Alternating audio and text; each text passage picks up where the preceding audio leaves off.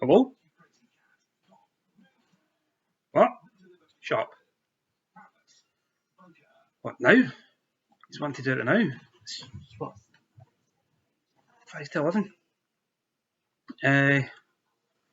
Aye. Give me a minute. I'll get set up and see what's what. Right, has he got the link?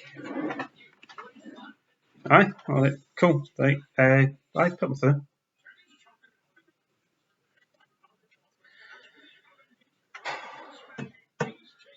Welcome to a wee surprise hitting the headlines. It's 5 to 11 on Tuesday night, and Cody Rhodes is wanting to talk to me about this week's AEW Dynamite, where he's going up against Shaq. Just waiting on him coming through. Oh, in fact, I think this is him now. Just give me 2 minutes.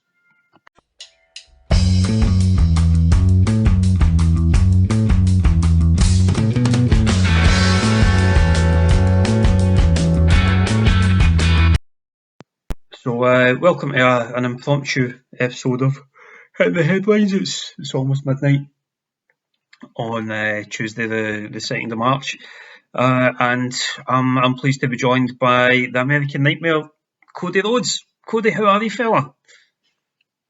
Can you hear me all right? Aye. I think so. Right, we'll just batter in. Cody, you are going up against Shaquille O'Neal this evening, or tomorrow night rather, on AEW Dynamite in a mixed tag match with yourself and Red Velvet against Shaquille O'Neal and Jade Cargill. You've been pretty confident so far in your feud with all the verbiage and the verbal sparring that you've had going on, but the main factor, the driving factor in this match is going to be the size differential. Do you feel intimidated at all by the fact that you're taking on one of the world's biggest ever athletes? Well, Shaquille O'Neal is over 7 feet tall. He's somewhere between 350 and 400 pounds, and he's in great shape. If anything, I wouldn't say it was false confidence on my behalf, but it's more wrestler confidence.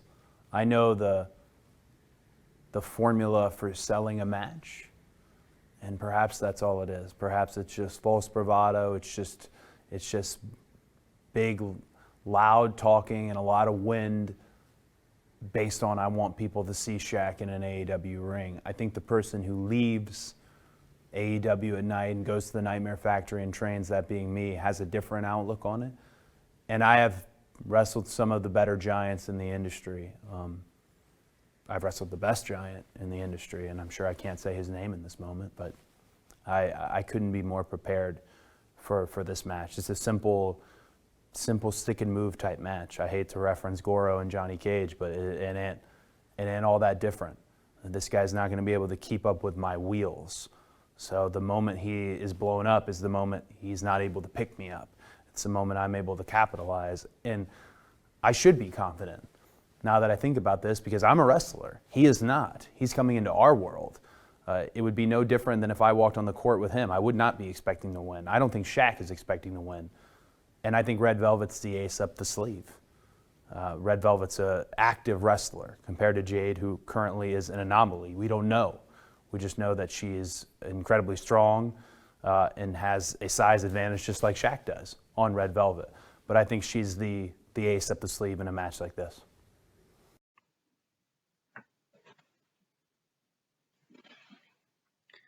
No, obviously there's a big bit of mainstream crossover appeal with bringing Shaq into All Elite Wrestling at this time.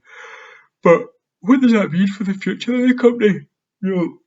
Where does AEW go from here by bringing in such a big household name like Shaq? having somebody like Shaq on AEW it's a nice indicator that we're not playing by any rules. Can be anybody. There are these traditional wrestling companies and wrestling rules and conservative wrestling organizations that if you look at them, you know very much what you're going to get. There might be a cookie cutter element to that. And I don't mean to disparage, but I mean when it comes to AEW, we don't have those rules. Shaq wanted to have a match with me. He's the one who put it out there on social media and floated it out there in the first place. Well, I think be careful what you wish for, because AEW will absolutely give it to you.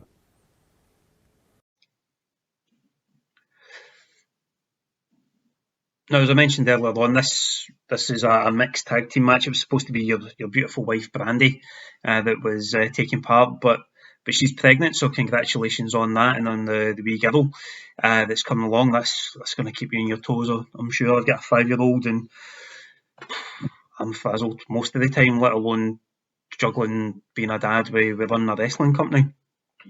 But what are you looking most forward to in teaming with Red Velvet for this match as opposed to Brandy?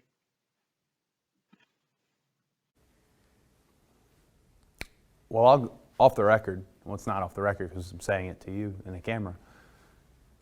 Unbeknownst to many, is Red Velvet is not completely signed at AEW. Red Velvet's on kind of a retainer deal, a tier 0 essentially. And this might be too much inside baseball, but you asked, so I'm going to tell you. What's most exciting is when Arn Anderson presented her live on Dynamite and she pretty much dropped the mic and let us know who she was and left. Didn't wait for some glad handing and some hugs and to make it official. She rose to that occasion. I anticipate she rises to the occasion in a match like this. I have all the confidence in the world in her as this Brandy, and I'd love that to parlay into a full career here at AEW. I mean, talk about somebody genuinely seizing the moment in the middle of this dumb, unrelenting pandemic. That doesn't matter where you fall on the political spectrum of it. It is unrelenting. Please end. And in the process of this, AEW we haven't let up one bit. We've continued to provide content, and we've continued to provide ridiculous matchups. Not unlike this one, myself, Red Velvet versus Jade, and Shaq. But I really do think Red Velvet, who was filling in for Brandy, will make it clear that she's not a fill-in, that she's not a substitute, that Red Velvet is going to matter here at AEW. And if you do, slay the giant, beat Goliath here, and defeat Shaq on AEW Dynamite, where does Cody Rhodes go from here? What do you, as a competitor, as an athlete, as a wrestler, where do you go if you can overcome such a behemoth of a man?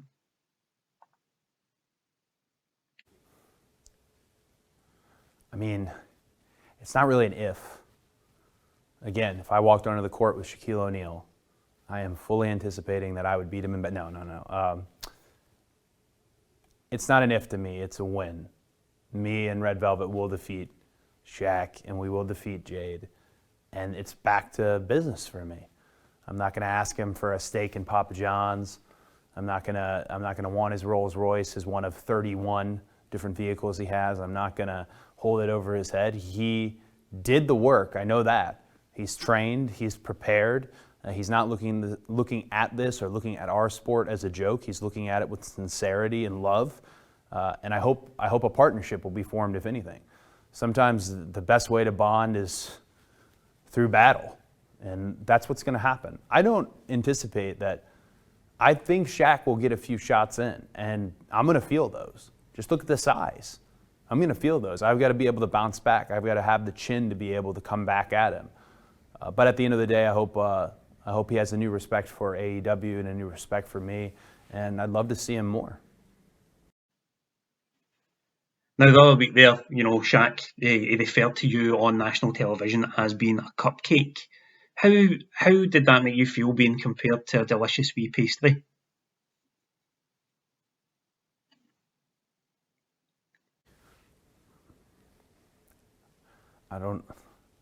He called me a cupcake. He said a few other things. He did a spinning back elbow into some plexiglass.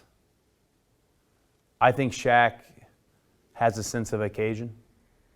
I think Shaq knows what it means to build a match. I think he might be far more a wrestler than we think. but I've been called far worse than a cupcake. I really have, and maybe that's what this will come down to. When Shaq is looking up at the lights for the classic 3-second tan, and he's now an official wrestler and he's officially 0-1, maybe that's the first thing I'll eat. When I come backstage, maybe I'll have my very pregnant wife hand me a cupcake and just nom nom nom nom nom right in front of Big Shaq. Let him know.